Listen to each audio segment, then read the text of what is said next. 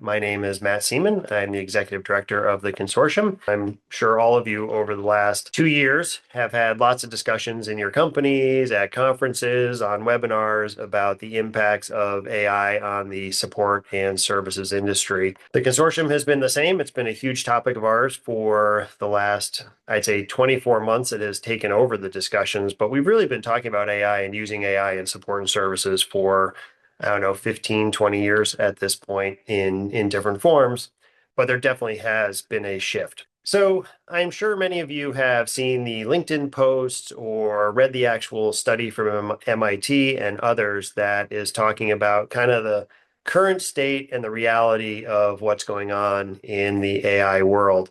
So, 95% of Gen AI pilots fail to deliver measurable impacts. And we're seeing huge failure rates in our pilots with AI. And only 5% of the AI projects are ever transitioning to a production environment. And these numbers are really being used a bit as a way to say that we're wasting a lot of time, we're wasting a lot of money, that there's a lot of negative impacts going on with AI because of all these failures in our pilots. I actually don't think that's true. I think one of the things that's exciting about the AI pilots and the ability to do these projects is the availability of the tools and the ease of using the tools. So I think it's a good thing that we're seeing a high rate of pilots being done. And it kind of makes sense that a lot of those pilots would fail if you have a wide group of people that can test use cases, come up with their own use cases.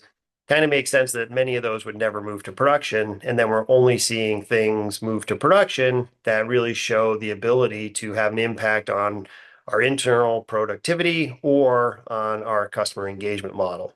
I think what is a bit of a maybe scarier number or a more challenging number is the fact that 70 to 90% of production deployments are failing in continuous operations. So, of those 5% things that move to production, 70 to 90% fail once they get into continuous operation. And that is a lot of money that we're spending for something that is failing. If we think about the time and energy it takes to move things to our production systems, to have that high a failure rate, that is a real impact on the business. And that seems to be being borne out by the fact that in 2025, 42% of companies abandoned their AI initiatives, which is up from 17% in 2024.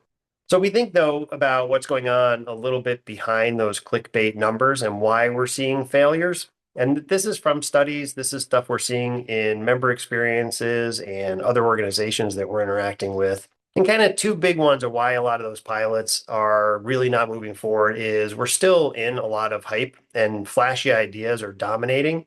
So instead of thinking about what is a very impactful, scalable use case that solves a specific business problem, we're testing and trying a lot of flashy ideas, which again, though, I don't know if that's that bad of an idea.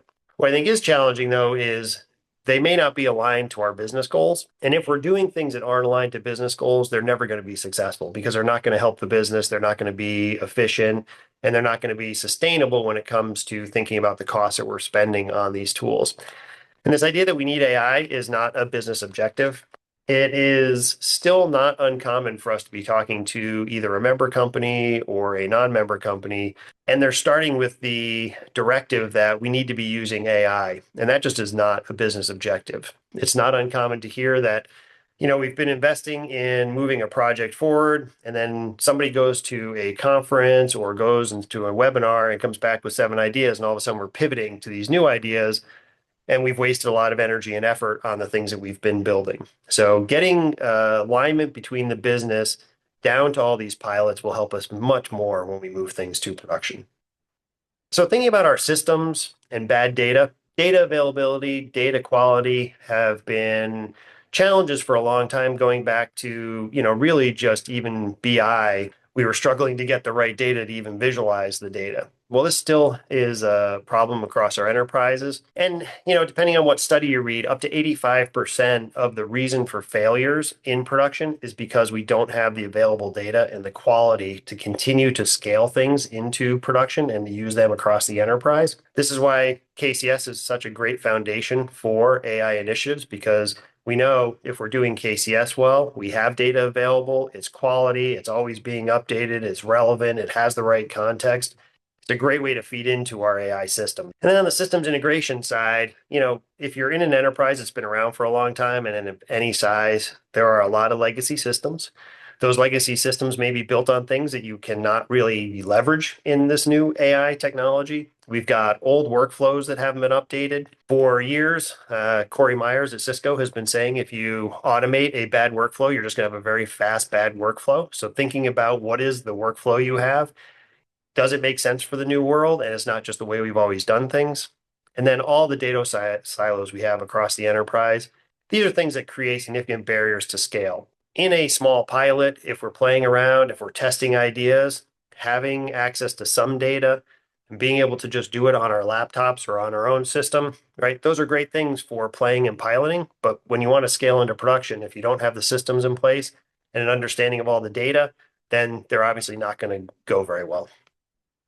One of the newer ones that we're hearing about, and we heard a lot about it during a innovation lab we held a couple weeks ago, is the growing and hidden costs of some of these models. So there is the costs of getting your infrastructure prepared, the cost of the ongoing operation, the cost to keep up with the new AI models. Jeff Elzer last week talked a little bit about the fact that the AI models are moving so fast that while some models may be getting less expensive, the new models are still expensive. So to keep up with the latest and greatest is still pretty expensive. And then the ongoing costs, especially when we're talking about large language models and purchasing tokens, the costs are starting to grow. And sometimes those costs can grow into the hundreds of thousands of dollars to have us interacting with these AI tools. And we heard one example where a company is actually asking its employees to reduce the amount they're using the AI in the background because of how much it's costing. And other examples where we're being asked to stop saying thank you to our internal AI tools because every time we say thank you to it, that's costing the company money. So there are a lot of growing and hidden costs. So we have to be prepared for the fact that these things aren't free. And even though they are designed to be operationally efficient, to improve our speed for solving things with our customers, all things that should be cost reductions, these come with some costs in the background. So understanding those costs is really critical as we scale into production.